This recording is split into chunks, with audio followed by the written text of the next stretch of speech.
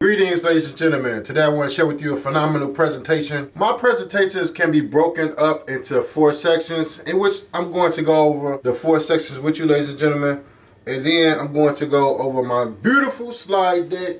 I hope you, ladies and gentlemen, are having a phenomenal day, because it is a great time to be alive. The 4 pillars of my speech is possibility, knowing that your dreams are possible. When you look at things like the plane and the train, you know that things are possible. And this takes me back to when I first started with motivational speaking, the psychology aspect of it, namely, like what the mind of a man can conceive and believe it can achieve. If you could think it in your mind, you can hold it in your hand. So the notion that life is too challenging, or I can't do this, or I can't do that, is dispelled right there. The next pillar of my speech is transformation, and that is how I went from being in a low-income situation, like I was born into a low-income environment, and now I'm a motivational speaker.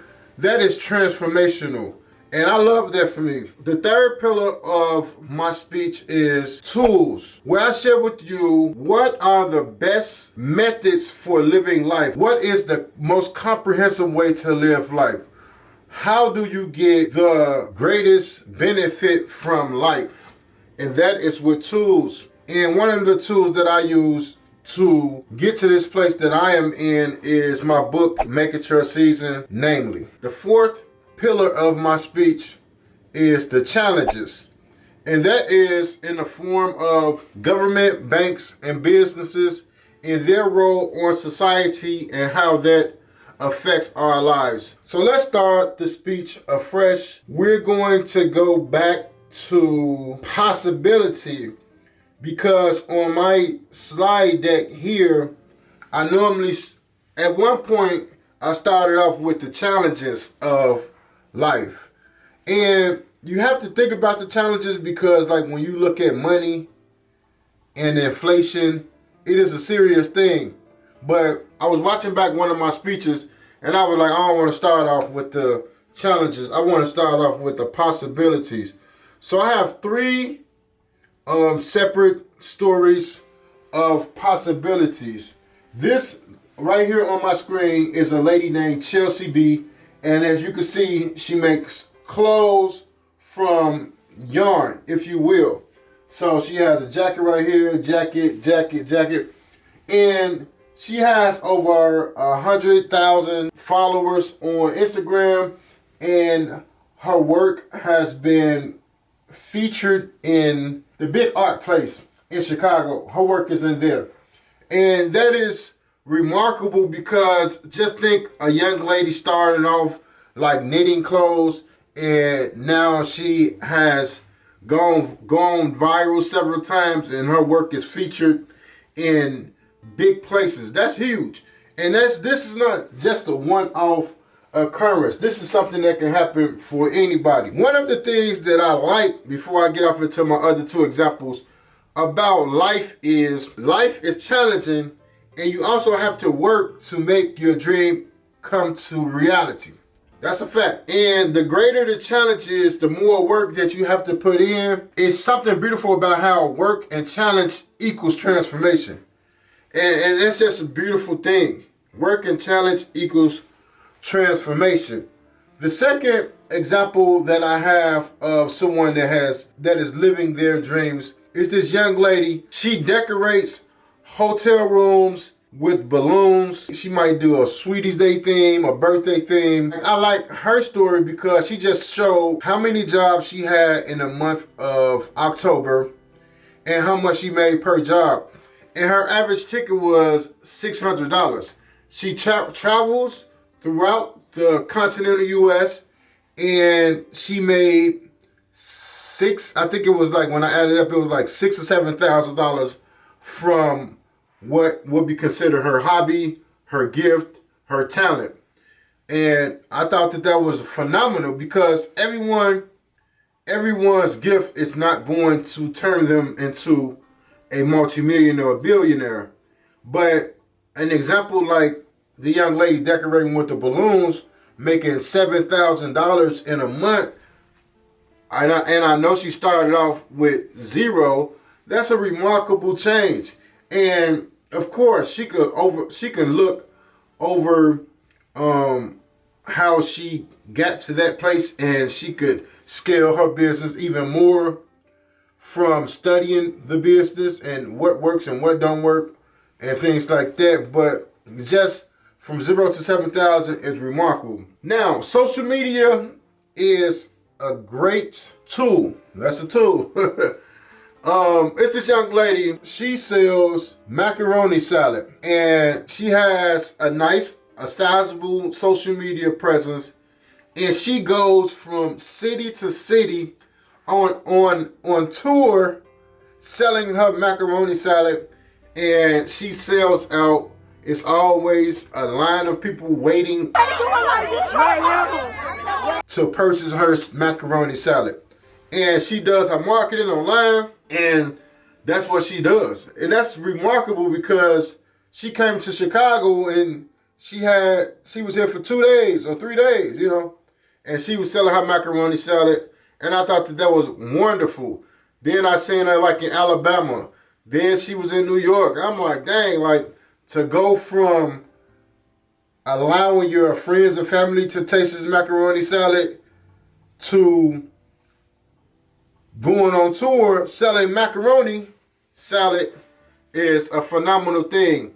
And it just shows you the possibilities of life when you believe and when you put in the work. Now, let's get off into businesses a little bit. And I can mix it up. And it's crazy because just a week ago, I couldn't even say the speech directly from looking at the slides and stuff like that. Now I can mix it up and use it as an algorithm to share with you guys what you need to know. So, one of the reasons why you have to have a sense of urgency, and this is challenge, is because these businesses, let's take craft. Let's take craft. Like say you want to make condiments. Now, a business like Kraft makes a lot of condiments. They have a lot of different products. So as far as shelf space in the stores, it's going to be more challenging to get the shelf space in the stores because you got Kraft, which they have a parent company, and then they also have subsidiaries of Kraft, meaning that they have a nice portfolio spread of products. And it's going to be more challenging because companies like this, they continue to buy up market share. This was Procter & Gamble. They continue to buy up market share of different industries, and they want to price the little guy out. Now, my point is, with this challenge is, you really want to have a sense of urgency because it ain't gonna be no room. It ain't gonna be no room for you to come up with your own laundry soap. Look, they have Bounce. We know Bounce. We know Bounty. We know Gain. We know Ace. We know Tide. We know Clorox. We know Bounty. We know these. And it's going to be more challenging to get ahead because of businesses' philosophy of parent company and subsidiary. Let's go on to my transformation. I was a licensed barber. Let's get off into it. So I grew up in a low-income situation, and I really started my story off at about 17, 18 years old when I went to jail. Now, my childhood was a challenge, but then it was cool because my grandmother and my uncles, they really looked out. So it wasn't all bad. But as far as me having an anchor for life and me being a man, being a man, that wasn't so. That wasn't a fact. And I didn't become a man until I started learning something on my own. And the first thing that I learned on my own was the Bible. And I learned that in jail. So the start to my transformation started in jail when I started going to church. I did 7 months in jail. I got out and I continued to study the Bible, and I was growing in church. So to give you guys a real quick summary, we're gonna go kind of fast. I didn't have a profession, so I needed to make money, so I went to barber school. And I completed the barber school, and then I built my clientele. I wanted to make more money, so I started doing photography. Then I saw it was a common denominator of success with those 3 areas of life that I had accomplished, and I wrote my book, Make It Your Season, about those 3 areas. And I put the system of success in my book, Make It Your Season, and I share my journey of success with photography. I highlighted photography in my book, Make It Your Season. So that's what got me to a decent foundation. So I said that, okay, I'm a barber and I'm a photographer, but that's not all that I can be. And so many people limit themselves when they get a state job, a city job, they get a police job, they get a certain job where you're making $80,000, $150,000. People be like, "Oh, I'm cool." They sit back and they like, "I'm cool," but even I can never say that I'm cool in life. Period. I don't care what station I'm at. I can never say that. So I said that I knew it was more that I can do. So I started on the road to motivational speaking. But it really didn't work like that. Like, one of the things that jogged my curiosity to get on the road of motivational speaking was I started experiencing favoritism in church. And I was like, dang, so I wrote my book and I transitioned into doing my own thing. Even though I wasn't a motivational speaker yet, I said, I'm not going to continue to go down this path of being like a pastor or a deacon and stuff like that. I'm going to spin off and do my own thing. And that's how I wound up on the road of motivational speaking. So for the last 10 years, I've been trying to develop the skill of motivational speaking because my first 2 projects in motivational speaking did not go well. So let me go. So this says 9 years ago, and this is when I tried to make a DVD. I think this is like 11 years ago as of today, but I tried to make a DVD, and it was supposed to be a 45-minute talk, and it didn't go well. And I talked for like 45 minutes, but the videographer, my guy Mac, shout out to Mac, he distilled it down and it came out to be 13 minutes and 51 seconds. And I know that was one of the hardest editing projects that he had ever undertook because I was stuttering. I didn't have my words together. It was just mumbo jumbo. It was tough. So I went from there to hosting my own speech in 2014. I hosted my speech. I don't think I have it on the slide, but that was a flop also. Like I said, it was 2 things that didn't go right. So those are 2 things that didn't go right. So I wound up, I knew that I couldn't give up on motivational speaking because, remember, I had wrote the book about success. So I knew I wasn't going to give up. I just thought to myself, I'm like, damn, I have to go down this road and I have to take it step by step and leave no stone unturned so that I know when I do a speech, it's from scratch, So I basically built motivational speaking from scratch. And let me go to when I was going to Toastmasters. See, this is Toastmasters right here. This is 2015. And I went to Toastmasters faithfully every Wednesday, and that was something that I did. Fast forward, so I did all of that. I also flew to Philly. As you guys can see, I went to Philly and spoke from someone from Miko. I met her on Instagram. Beautiful, wonderful lady. Met her. She allowed me to come speak. I went and spoke, and I was only supposed to speak for 5 minutes. I was up there for a motherfucking hour, bro. They had to like clap me down. I was like, damn. So I did that. Then in 2019, I hosted another event because I had been working on motivational speaking at this point from 2013 to 2019. So I've been working on it for 6 years behind the scenes with Toastmasters and things like that. So I hosted this event, and this was a relationship seminar. And I said that I only want to speak for 10 minutes just to see if I come out publicly and do a speech, like how is it going to go. I came out, did my 10 minutes. It was a success. The rest of the event was a success.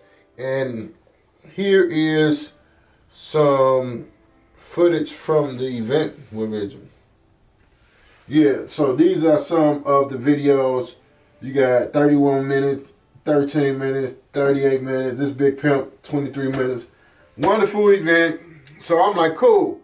I passed that stage of if I could get in front of a crowd and if it's going to work. I'm like, yeah, it's going to work because I did 10 minutes in front of the crowd. I get to thinking, right? Because in my book, in the 4th chapter, even like making your season is a phenomenal system because it is a system of percentages. And even though I wrote it in 2012, it's still relevant, very relevant today. And the 4th chapter is getting a mentor. So I'm like, okay, I'm doing speaking. I did 10 minutes. Everything went well. Yada, yada, yada. I'm like, I can use a mentor in this motivational speaking space. So I wrote a book about Gary Vee. I paid $4,000 to go to his event. This $4,000 I paid. Long story short, that didn't go as planned. I thought he was going to be my mentor. You know what I'm saying? I thought he was going to be my mentor. That didn't work out. Like I needed some hands-on guidance, and it just didn't work out. So I quit cutting hair in 2021, 22, something like that. This is my letter to my clients, me quitting. So I had took a hit with the Gary Vee thing, but I kept going. You know what I'm saying? So if you take a hit in life, you got to keep going. So I put up signs like this is one of my favorites right here. This was downtown at UIC. You guys see that UIC? Like boy was outside. You know what I'm saying? I got one right here. Randomly, I had one right here by a gas station, and these signs work. And I thought that was a good thing. Like I put the signs out. I'm like, cool. You know, so I'm trying to do everything. I'm trying. You have to try. I'm trying. You have to try to do everything that you can to develop into what it is that you're trying to become. So after all of that, I had a real good day of business. Right here, this was $35,000 clear after taxes. It was $50,000 initially, but $35,000 after taxes. So that was 1 day of work for me. And after all of that, I wound up, still having to pay the bills because it didn't take off quick enough. And I wound up getting a job. And the crazy part about this is, it's a driving job. This is a bus, and after 2 months of working this job, I was blessed with the spirit of, like the anointing of being a motivational speaker. Because I would be on the bus and I would be practicing. I got speeches. I got videos of me practicing the speech on the bus. Like, yada, yada, yada, yada, yada. You can do this. You can do this. Yada, yada. All this, stuff. And after 2 months, I'm like, damn, you got it. So I wind up leaving there. And here I am today. So you have the tools, you have possibility. Let's go over the challenges a little bit. Now we have to talk about inflation and what's going on. The federal government is $37 trillion in a $37 trillion deficit. Now, what does that mean? And I usually get a little tongue-tied when I'm trying to explain this, but hopefully I can say it clear. For every dollar that is printed, the government issues a bond in the form of a dollar. You got $1 million printed, you got $1 million in bonds. Now, the thing with the bonds is the bonds comes with interest.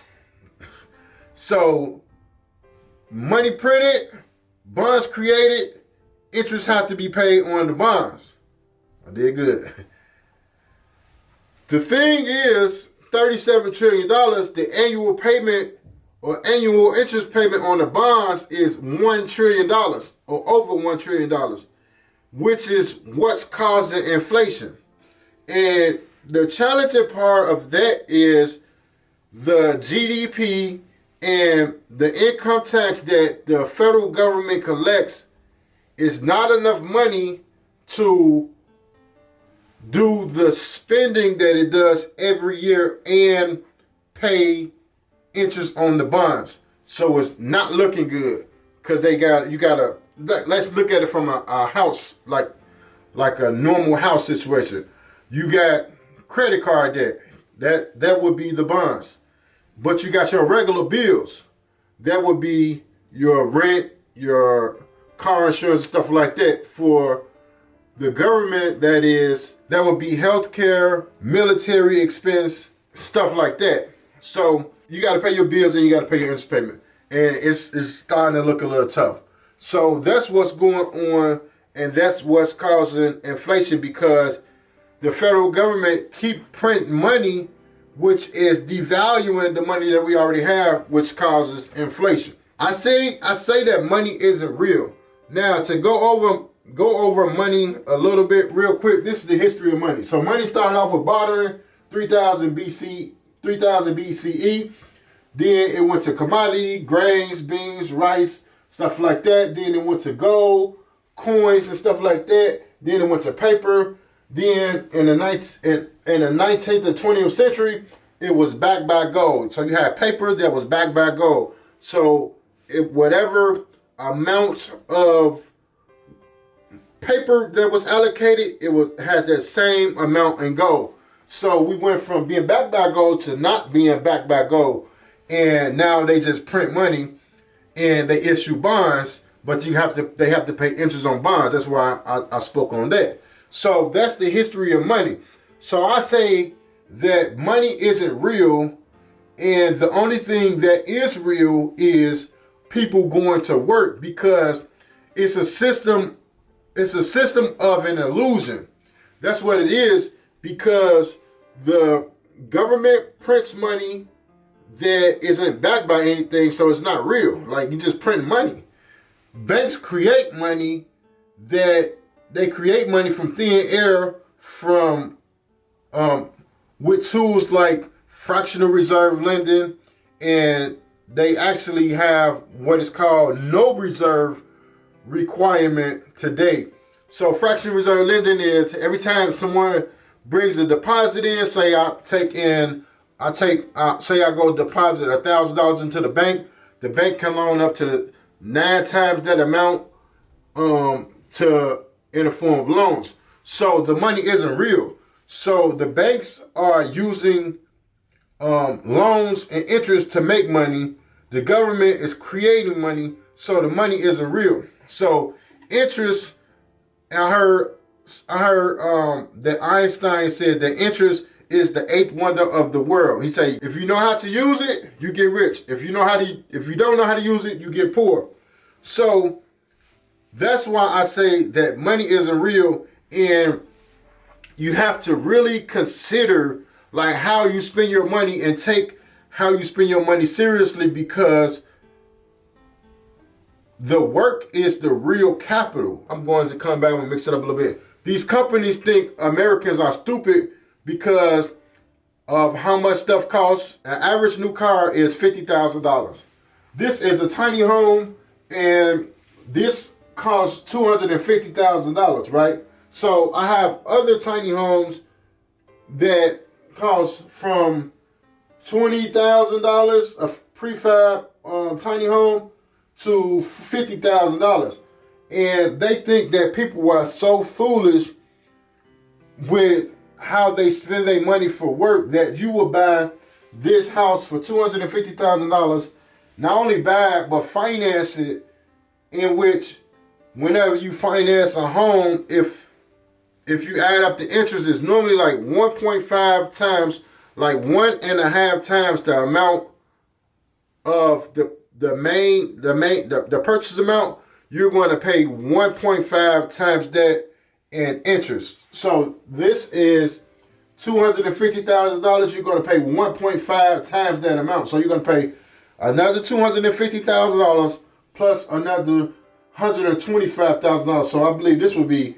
$625,000 once you're done paying it in 30 years, versus taking your money seriously and really cutting back as much as you can, really using your time wisely. Like I said, that it would have been impossible for me to go from living in a low income situation to being a motivational speaker if I allow my mind to be like negative stuff or a dump of bad thoughts. You know, you have to have good thoughts. You have to have your mind clear. You have to have your path clear. You're going to go to work, you're going to make the money, you're going to be focused. You have to be focused. You have to protect your mind. So I protected my mind. That's how I got here. I wasn't watching black exploitation films and negative stuff. I was focused. I was locked in on a mission, on real life shit. You know what I'm saying? Not no bull crap. So you have to be locked in, or else you're going to be a debt slave and continue to prop up the system on how the banks, the government, and businesses really get ahead. Next, we have to go to, and as far as the challenge, I love this Roark Capital example, and we're coming to a close. Thank you, ladies and gentlemen, for spending time today. So Roark Capital have a lot of different brands under this one brand of Roark Capital. You spell it ROARK. They have Inspire Brands. I know that's probably a cluster of businesses there. They have Miller Owl House. They have Mathnasium. They have Mary Mays. They have Orange Therapy. They have notable ones like Subway, Sonic, Take 5, Meineke, Mako, Jamba Juice out of there, Dunkin', Culver's, Baskin Robbins, Arby's. They have a lot of different brands under this one brand. Now, what I like to say about this is life is becoming a commoditized product, because when you have people like venture capitalists are people that are looking to make money on their money from borrowed money that doesn't exist and all this, right? But venture capitalists is looking for ways to make money. You have to really think outside the box, because let's take Kraft. Kraft has a process and a system for how they make these products. When you look at venture capitalists, how they go and buy healthcare facilities. They buy the healthcare nursing home. They cut the amount of money that they spend on supplies. They cut the amount of hours that the people work. They go in there and start making cuts, right? So they have a way of stripping the equity out of something to make more money. That's what venture capitalists does. Now, these big conglomerate companies, they find a way to mass produce these products while stripping the quality out of the products. And just, they got a system, you know what I'm saying? So they have a system on how they make products, and these companies are so big. I also have LVHM. LVHM owns Givenchy, Celine, Dior, Fendi, Tiffany & Company. You would think, if you didn't know, that these companies were independent companies, but they are all under one brand. 65 different maisons, luxury companies under one brand. Hennessy, Hublot, Jaguar, Belvedere, Moet Chardon, Belvedere. So there's 65 different businesses under one brand. So the more these companies control industries, the more they're going to dominate. The more they have time to buy different assets and put them under their umbrella, the harder it's going to get for a person to make it in this life. That's why I say you have to have a sense of urgency, because time is running out. If these companies, if LVHM own all those different luxury brands, it's going to be more of a challenge for you to have a luxury brand in 10 years. Even though the tools that we have, the internet, making sure seeds and motivation and stuff like that is here, but these companies got money, power, they're lobbying in DC because the business owners pay the politicians and the politicians pass laws in the favor of the business owner. And politicians have become bought and paid for. So they think about the businesses first, themselves first, and the people last. So you don't want to be last on the totem pole. With this slide right here, I love this because this is a cluster of businesses that Rourke Capital owns. Unlike Kraft, Kraft has products that it produces and has a process for. Rourke Capital has brands that it produces and then it works. So this is a whole different system, because this system works on people. Kraft system works on products. This works on people. So now people's lives are starting to become processed, because Baskin Robbins pay their employees similar to Arby's, and Arby's to Cinnabon and Culver's and Dunkin' Donuts. Like, it's all starting to run in circles, and you don't want to get caught up in the circle of how they pay you, what kind of PTO they give you, SOPs, their standard operational or standard order procedure. So you don't want to get caught up. They even got two men in the truck on here, Sonic. So you don't want to get caught up in the layoffs that's going on. You don't want to get caught up in inflation. Like, I would say, like, you have to stop the world, get off, focus on you, lock in on your gifts and talents, because that's what's going to allow you not to become a commodity, allow your life not to become commoditized. So many people walking around, they like robots, just working and paying bills. And we wasn't put here to pay bills. We were put here to live life. We were put here to have a vivacious life, a life of abundance, a life where you're exuding life. You want to be in control of your time, energy, and money so that you can live your best life. And one of the ways that I see that you'll be able to do that is taking control of your life. Look at the examples that I share with you of people that have transformed their lives with their talents, and know that it is possible.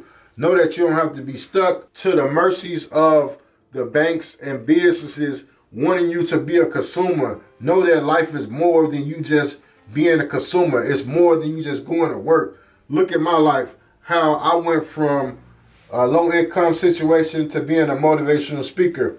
I wrote books. I put signs out. I never gave up. And that's the whole point, is for you to never give up, and for you to know that it is possible for you to win in this life. I want you, ladies and gentlemen, to win, and I'm offering life coaching.